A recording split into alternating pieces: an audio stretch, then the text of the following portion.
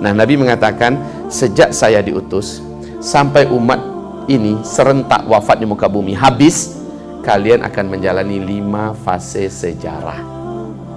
Dari 5 fase ini, saksikan dan buktikan, lihat sekarang kita sudah ada di fase keempat. Fase keempat ini pun sudah di penghujungnya, kita akan masuk ke fase kelima. Apa yang 5 fase ini? Pertama, ahdun nubuwah, fase kenabian. Fase kenabian umat Islam langsung dipimpin oleh Nabi Muhammad SAW. Fase ini telah berakhir dengan wafatnya Nabi Muhammad SAW. Masuk pada fase kedua. Fase kedua adalah khilafah ala minhajin nubuwah, kekhalifahan khulafaur rasyidin dengan konsep kenabian. Fase ini kata Rasulullah berjalan selama 30 tahun. Subhanallah kaum muslimin, ternyata Ali bin Abi Thalib selaku khalifah Islam yang keempat meninggal dunia setelah beliau dibunuh tepat 29,5 tahun.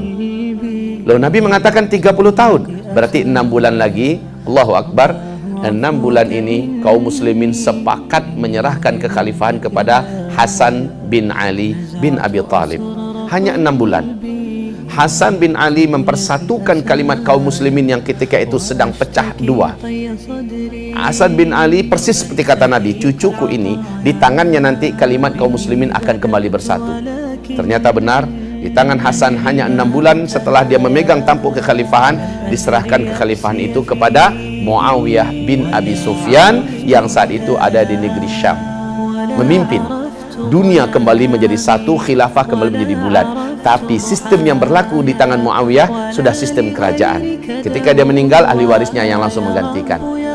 Nah, kaum muslimin, inilah yang dia disebut dengan fase ketiga, mulkan abdan, fase kerajaan-kerajaan yang menggigit. Maksudnya, sang khalifah tetap namanya khalifah, tetapi sistem yang digunakan sudah sistem kerajaan. Jadi yang khilafah sudah selesai, genap 30 tahun, ini masuk sistem kerajaan. 1227 tahun. Ini yang paling lama Pak, fase ketiga. Di dalamnya diisi oleh 3 dinasti. Dinasti Bani Amawiyah, dinasti Bani Abbasiyah, dan dinasti Bani Utsmaniyah.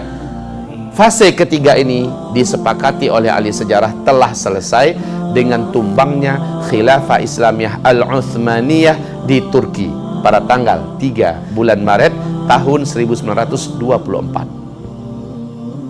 Sekarang kita masuk pada fase kegelapan umat Islam. Fase umat Islam tidak dipimpin oleh seorang khalifah pun saat ini. Ini disebut Rasulullah dengan mulkan jabarian, fase penguasa-penguasa yang diktator.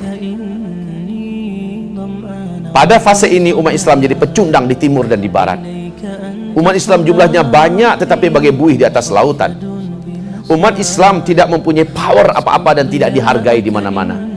Nyawa umat Islam tidak berharga. Pada fase ini umat Islam menghadapi berbagai macam tekanan yang sangat berat. Bahkan Rasul berkata, orang yang hidup dan berislam ketika itu sebenar-benarnya berislam, mereka seperti menggenggam batu bara yang menyala, tetap digenggam bagaikan tangan hangus dan terbakar rasanya. Dilepas maka dia terlepas dari Islam. Pada fase keempat ini umat Nabi akan murtad sejumlah 2/3 daripada total yang ada, kata Rasulullah. Fase keempat, fase kita, fase yang berat. Pada fase keempat ini nanti 4 tanda besar kiamat akan muncul. Dukhan, Dajjal, Nabi Isa turun, Ya'juj Ma'juj. Fase keempat kita ini. Di fase kelima, 3 tanda besar kiamat.